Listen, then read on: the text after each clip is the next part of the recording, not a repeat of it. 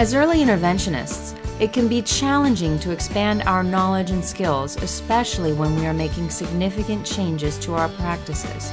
A commitment to lifelong learning and ongoing professional development can guide this process. Hearing from other providers can also help support us on our journey.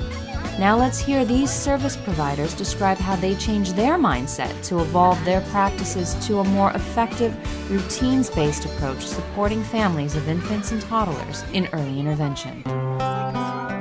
I think that you have to have a sense of confidence in your knowledge about child development in all areas of development. You have to have a knowledge of parenting skills. You have to have a knowledge of adult learning styles. You have to have a knowledge of how best to work with an adult to help an adult learn how best to work with their child. Making a switch from a medical model to a family-centered model is something that I think all of us are slowly moving to in early intervention. I don't think it's an immediate switch that you can make as a therapist, because even in our training in college or university, we often think of therapeutic activities and how to set those up, how to task analyze those so that the child can be successful. But oftentimes that's not what's naturally occurring in the house. I think that my focus has become much more family focused, and whereas in school it was, and in just starting therapy as a therapist, it was much more child focused. What do I want the child to be doing, and how do I get the child there? And now it's more, what does the family want?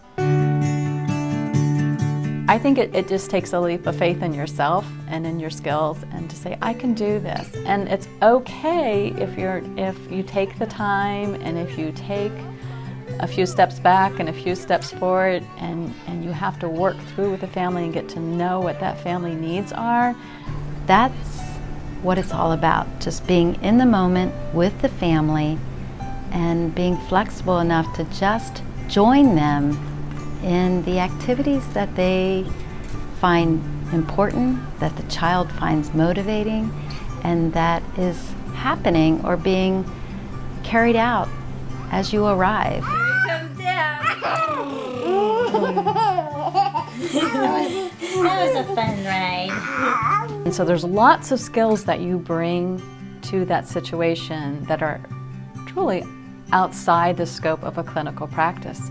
And you have to be able to pull all those skills together and be confident enough in yourself that you know it's not going to be easy all the time, that you know that there are going to be times when you're not going to have the answers, and that it's okay to say, I don't know, but I can go back to somebody else who can give me that answer, and I'll find it, and we'll come back and we'll problem solve this together.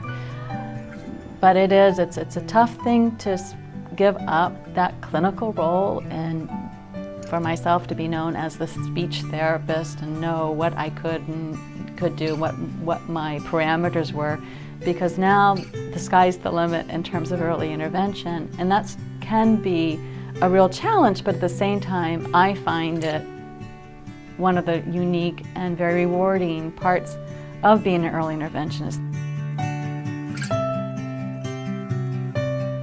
This video series was developed by Virginia's Integrated Training Collaborative. For more information about Virginia's Early Intervention Comprehensive System of Personnel Development, please visit www.eipd.vcu.